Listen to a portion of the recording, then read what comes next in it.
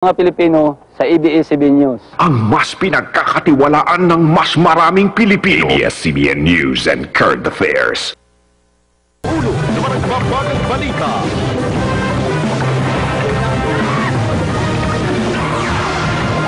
Kampo ni Senador Ping Lacson, nagbantang kakasuhan ang mga nanira sa kanya. Pamilya ordinaryo, biyaheng China na, bit-bit ang mga paborito ng Pilipinang Pinay. Mga kaanak ng iba pang OFW sa death row, nag-prayer vigil. Lady broadcaster na inambush sa Malamon, inilibing na. Exclusive!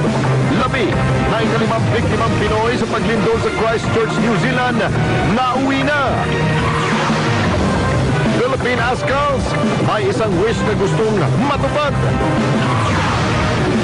At plano ng mga bituin ngayong summer, alamin.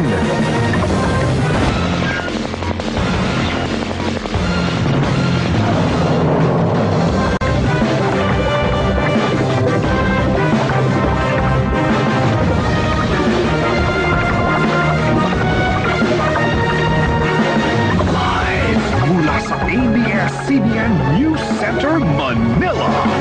Ito ang TV Patrol!